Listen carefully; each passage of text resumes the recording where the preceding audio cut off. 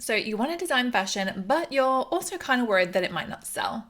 Luckily, there are steps that you can take from the very beginning of the design process that are going to help you to prime your collection so that it is ready to sell. In today's video, I'm going to share with you 3 tips for designing fashion that sells. I'm going to show you some examples of my own work too, plus stay until the end to learn one extra tip, and that is one mistake to avoid.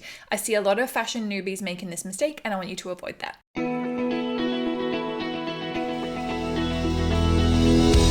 Hey there, if you're new, I'm Vicky, founder of The Fashion Business Coach, and I love helping fashion brands to grow strategically and increase their profits. As well as the tips that I'm going to share with you in today's video, there is actually a whole business model, business method that you can use to launch your brand or launch your next collection, which reduces the risk of producing that collection and also in many cases allows you to fully fund the production in advance as well.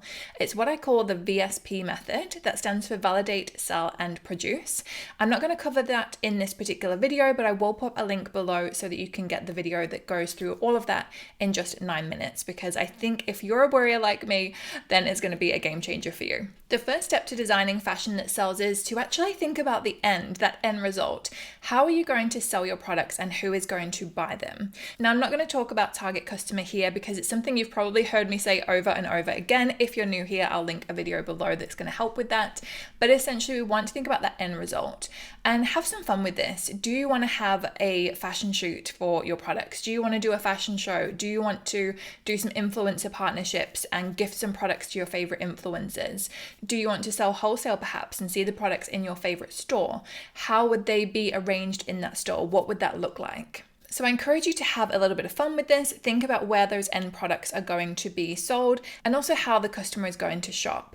I like to think of this first off because often it can help us to spot some problems before we've actually gone through the whole process of designing and making the products. What you may spot when doing this is if you're thinking of, say, your favorite influencer who you want to do a collab with. If you're imagining maybe a top that you're thinking about, chances are the influencer's not just going to wear a top, right? They're going to want other things to go with it. And this can help you really build a picture of how your collection as a whole is going to work. I find a lot of people make the mistake of thinking of individual items that they would like to make and less about the entire picture. And that's why this exercise is so important, because you're visualizing what would that fashion show look like? How will the outfits be coming together? You're visualizing your website and how you're going to organize those products on your store. You're going to maybe imagine your photo shoot and how you're going to create these amazing aspirational images and these styles coming together as outfits. So it's a really important exercise to do so that you can start thinking of your range as a whole and start identifying the kinds of products that you need to include within that range. I love hearing from you in the comments, so let me ask you this. Where would you like to see your fashion designs? Is there an influencer? Is there a store you want to see them in? Or are you just going to go for it, sell online and not worry about other people? I'd love to know. Let me know in the comments and we can have a chat about it. The second step in designing fashion that sells is to create a range review. If this isn't something you've heard of before, essentially it is a plan. We're going to think about the collection as a whole. We're going to think about the category of products that we want to have. We're going to think about the pricing of those products as well. And this is a good exercise to kind of start writing down or sketching out, if you prefer, some of the ideas that we came up with in that step 1. So we'd started thinking about the collection as a whole. So we now want to start writing down all the different pieces that we need in our collection to make this work. And there's a few considerations here. If you are a trend-led brand, or if your customer is expecting you to be on trend, then yes, we're going to go ahead and look at some trend resources, trend reports, and see what products are trending. It may be that there's a real emphasis on a particular kind of product. So maybe dresses are trending this season. I remember a few seasons back, the coatigan was trending. It was like this whole new category back then. So there's different trends that we might want to hit, and we may have a slightly different take on what was working last year. So if you're watching this as an existing business, yes, it's super, super important to look back on what did well and what didn't do well last season with our sales, but also it helps to just have a look and kind of sense check this with the trends as well to see if there's any exciting key pieces that are coming through that we need to consider. Super, super important. The most important thing is, what do your customers expect from you? This can be both if you're a new brand, if you're an established brand, what do people expect? This is easier, I'll give you that. If you are an established brand, like we said, you can look at past performance and just tailor things a bit. But if you're a new brand, we really need to dive in, doing market research, customer research, all that good stuff, so that we can figure out what people are wanting, what solutions are not available to them currently, what do they want to buy that they can't buy currently that they can then buy from you. So that is a very important exercise. And something else that I really want to highlight here is that a lot of brands will focus on one type or one category of product. For instance, in the past few weeks, I've had some people come to me. One brand was just wanting to launch with dresses. Another brand was just wanting to launch with bikinis. And they had maybe 15 pieces or so that they wanted to launch with, but all dresses or all bikini sets, two separate businesses. And I really feel like 99% of the time, if you only launch with one category of product, you're missing out on opportunities for additional sales, additional revenue, additional profits, bottom line. So if that is you, I would really consider going back to that step one, picturing how these products will be sold and asking yourself, is it okay that every single item is a dress or every single item is a bikini? Because chances are there's going to be more things that will make sense in that collection when you've thought about it. Another really key thing to think about with this is if you only have, say, dresses, a lot of people are unlikely to just buy multiple dresses in one go, versus if you were selling, say, a dress and a matching jacket or a dress and a matching bag, or when I say matching, it doesn't have to be like matchy, but it styles together, it goes together. People are much more likely to add that to their cart versus just adding 2 or 3 dresses to the cart. So that's why there's such a potential with this design stage to really impact our sales and our profits as well. We want to be increasing that AOV, that average order volume. That's going to have a huge impact on the sales that we do. And I'll take you through a mock project just quickly so you can get a feel for how I would range build and do a range review for a new collection. So just to show you a quick example, as you may imagine, the project started with a mood board and thinking about the kind of colors and style and the general mood of the collection. So that was the starting point. As you can imagine, most designers would do that. I'm going to skip here to the final lineup because I wanted to just touch on a few things. A lot of activewear brands in this example would just have like a legging and a sports bra. I'm talking new brands who are coming to me, maybe very new to the industry or totally new to the industry. And I wanted to show you my thought process for this because you can see here, yes, we've got those leggings, but we've also got shorts, 2 different kinds of shorts. And this one's important too because I think a lot of people don't think about their entire audience, not doing very well at zooming in there. But the thing is, if we just focus on people that want to buy the sports bra, we're missing out on a whole bunch of people who don't want to be that exposed. So they'd rather have something like a tank top, something looser fit, and something that's going to be wearable, not just inside the gym. You know, a lot of people would only wear this kind of sports bra to a sports event, to the gym, whereas a top like this can be seen as a lot more versatile, which will help some people make that purchasing decision on the basis they're going to get more wear out of it. It can work for brunch, etc. Not saying that this one can't work for brunch, but it's important to think of different people's tastes and considerations. And then also I wanted to lean in more to having some other options. So we have got a sports bra again, but it's got more coverage. And we've also got a sweater in there, which again can really be worn in all different kinds. You could even dress this up with jeans and a necklace or something for work. We don't have to just exclusively wear that one for working out. So there's that side to it with thinking about the different options. And then if we go, these are just a selection that I drew up, but if we scroll through, we can see on the final collection, I was mindful of color options too. I wanted to have that pop of color for people that were wanting to do that, but I'm also very aware that black is often a bestseller. So I wanted to include that in all of the core styles as well. So that was something really important to consider. And also just thinking back to past sales for brands, I know that potentially for the sports bra, they're more willing to go with color, hence why there's no black for that, but always a black legging and a black vest top. So there's a lot of different considerations that go into a range. So I just wanted to give you a little bit of an insight on that because this collection for me is very well balanced. When I consider this particular brand, their customers, some of them wanting to be more fashionable, some of them are a bit more conservative.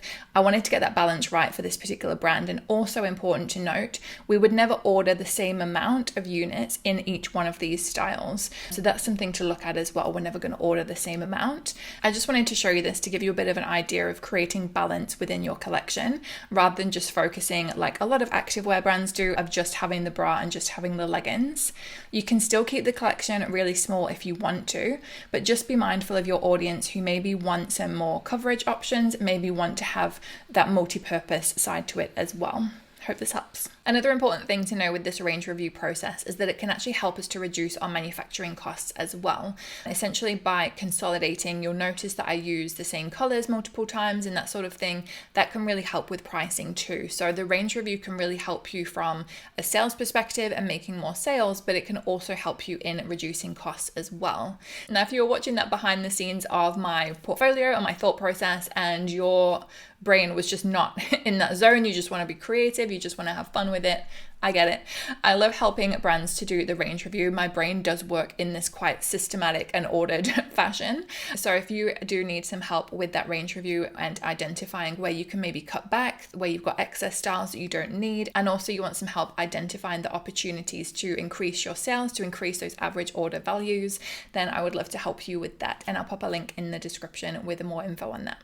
And then the third tip in designing fashion that sells is to keep an eye on the details. I find a lot of people overlook the finer details, and it's really those that can help us to create a truly unique standout product, something with a bit of interest, something that's going to help us differentiate ourselves from other brands, but it's also something that's going to help us to keep that range cohesive. So if we think back to step one and how you're going to be selling your products, chances are things are going to be worn together a lot of the time. You know, a top might pair with a bottom, might pair with a jacket, whatever it might be for you. And if we've got those details that are just kind of tying everything in with each other, it's just going to create a much stronger visual message, better photography, better styling, and just better everything, in my opinion. And as well, because those details, those colors, those fabrics, everything's all tying in together nicely, that's going to help us with that concept of increasing the average order value, making more sales essentially from one customer, because they are so excited by these products, by these outfits, they want to check out the whole outfit, and they're not just going to be satisfied with purchasing one of the pieces. That is the end goal with this. Plus, as I touched on briefly already, if you are mindful of kind of consolidating and not having loads of different colors, loads of different fabrics, loads of different trims, if you kind of keep that quite tight, that is going to really help with the pricing of the range as well. You can usually find that you'll get better prices for your materials. It's less work for the factory too, so it can bring you savings in a couple different ways. If you are someone watching this who is a bit more established and maybe is working with multiple designers, or maybe you're doing some designs and you've hired someone to help you with those, it's so important that you're all in regular communication. You can't just work independently, because then those details aren't going to align, the collection is not going to look cohesive, and you're also going to be running into those problems by potentially having to buy a lot more stuff. And by stuff, I mean fabrics, zippers, trims, labels, whatever it might be. You might be ending up having to buy more than you need to because you weren't discussing those details and making everything align. So that is really, really important to keep in communication with any other designers that you are working with. So there are 3 important steps to take to create and design products that sell. I just want to share with you one mistake as well that I see a lot of people making, particularly fashion newbies in this case. And that is, don't design alone. Don't be an island. I find that so many people, like I say, especially newbies, they'll keep their brand secret. They won't share it with friends and family. They won't tell people about it. They won't start to build an online presence around their brand and the design, and they just isolate themselves. And this is really not a good thing, because yes, we want to design products that we like because we're going to be investing a lot of time and potentially money into this business. So it needs to be something that we feel passionate about, because otherwise we're just not going to go the distance with it. We're going to quit before we've actually seen the success. So we do need to have the element of being excited about the products for sure. But if you have isolated yourself and you've not got feedback from other people, you've not engaged with potential customers or your target market or anything like that, you really run the risk of creating products that no one wants. And I don't want that for you, okay?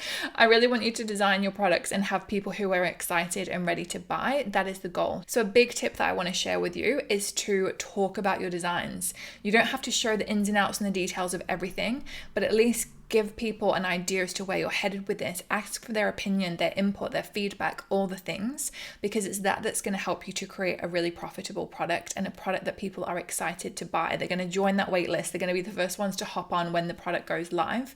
So make sure that you're keeping people in the loop and just don't work independently. We don't want to go into a production process with zero validation and zero confidence that anyone's going to buy it, because no one's actually seen it to give us any feedback on it. So that validation piece is really, really important. That's why I developed and now love that signature VSP method that I created, because it puts that validation piece, that work up front that a lot of new brands will miss out on, and it costs them later on, because we don't want you to be in that position where you design something and then you launch to crickets. We want to make sure that we do that first off to make sure that we're headed in the right direction with our business.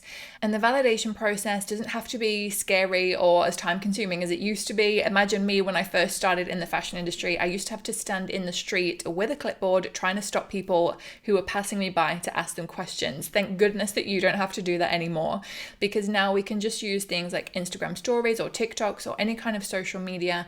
We can do this really easily without feeling like we're harassing people down the street in the rain like I kind of had to once upon a time. So feel grateful that you have that opportunity to get this feedback really, really quickly and easily. So we don't want to be missing this step. Also, an important caveat with this method, this VSP method, this validate, sell, produce method, isn't just for startups either. I work with some companies who have taken millions in sales, but they still use this method. Why?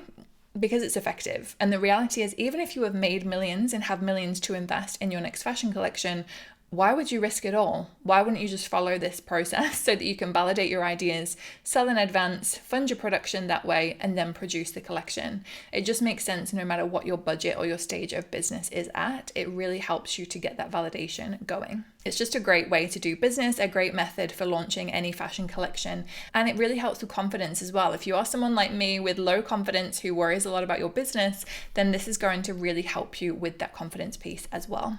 If you want to learn more about this method, I'll pop the link below. It's just a 9-minute video that goes through that VSP method, what traditional manufacture looks like, how the VSP method is different, and what each part of that VSP process looks like as well. So make sure that you don't miss that one while it is available. While you're here, if you enjoyed this video and found it helpful, please consider giving it a like and a subscribe. It really does help the channel, and I would love to create more content for you.